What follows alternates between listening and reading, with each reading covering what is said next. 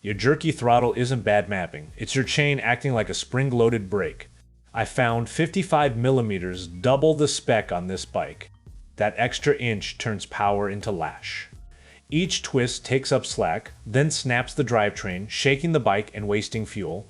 Proof before, wheel coasted short and mic caught clack at low revs. After a minute, it's quiet and pickup is instant. Do the 20 invisible mod, a ruler and chain lube. Ish. Side stand. Find mid-span. Lift, then press down hit your spec. If it's off, match both adjusters one flat snug axle. Spray inner plates while it turns. Check. When did you last check your chain?